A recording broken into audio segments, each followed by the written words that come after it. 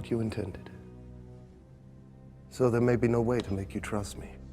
But we need to go.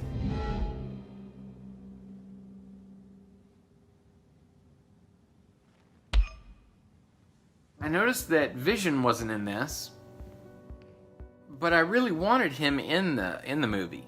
Vision, to me, started out in Age of Ultron as this amazingly powerful Jarvis that had to come back from being, easily beaten and destroyed by Ultron, and ended up being this worthy to hold Thor's hammer, artificial intelligence hero with incredible strength, apparently.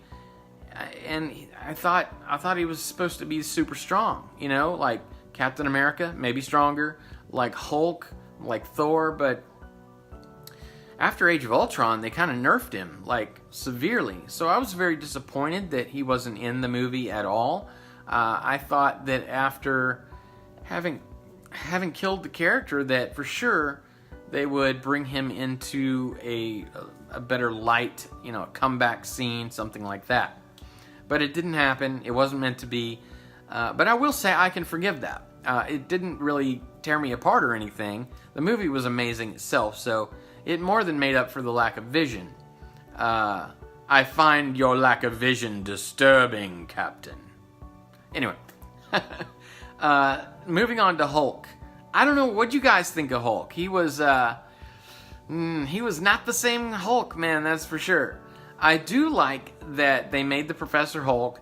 They got some good gags out of it. I love the damn, that shit was great. At the restaurant there. But I don't know. I liked it for a little while, but I did want to see him just unleash, specifically on Thanos. I don't know about you guys, but didn't you want to see Hulk just Hulk out and, get Thanos back for that beating he gave him in InfinityWar? But that didn't happen, did it? But that's okay. Again, the movie was just very good, and you could overlook or you could look over some of the shortcomings in different areas. I did want that, though. That was very important to me, to see Hulk be his regular self and get Thanos. Freaking beat the shit out of Thanos for that beating. Oh my god. Wanted to see that so bad. I also wanted to see Natasha, and I wanted Black Widow and Gamora to come back.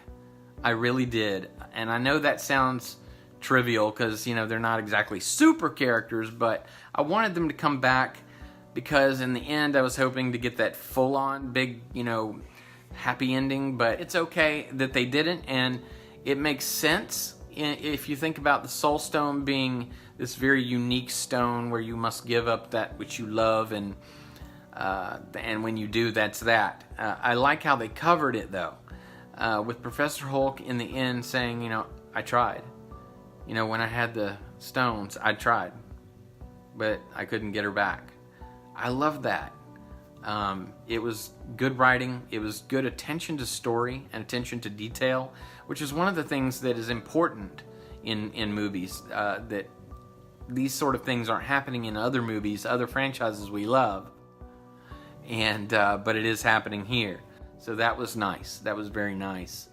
So I'm getting away from the movie just a little bit, so let's back up just a minute. The story goes that Tony and Nebula come back to Avengers headquarters via Captain Marvel. He has to be bedridden because he gets in an argument with Cap, and basically he's overloaded. He's going a little mental. He just had his ass handed to him. The whole universe lost half living beings. So anyway, he has to be bedridden. The rest of the Avengers, Cap, War Machine, Rocket, Nebula, Natasha, all of them decide that they're going to go get Thanos. Let's go get him, get the stones back, just like that. So they get all together, and then they shoot out there. Nebula knows where he is, and they surprise him and kill him. Thor cuts his head off, and he's like, Rocket's like, what did you do? And Thor's like, I went for the head. It was really great. Just that simple, man. But unfortunately, he had already destroyed the stones using the stones. and they were at a loss. They go back to Avengers headquarters.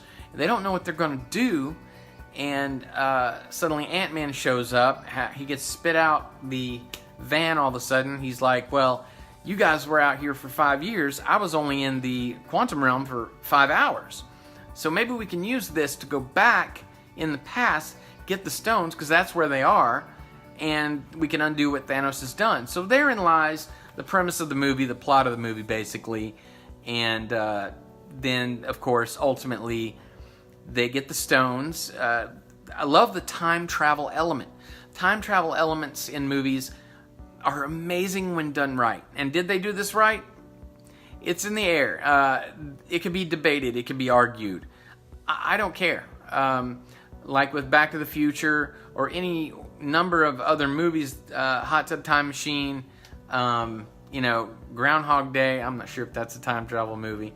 There's a lot, though. Any number of other movies handle it and mess it up in terms of real physics. Well, that's okay. I'm not worried about that. I love a good time travel movie, and it's not for everybody. I understand that, but I liked it. And so they went back in time to get each of the stones. There were 3 teams, 3 different areas they had to go, and they revisit the movies, which is really cool.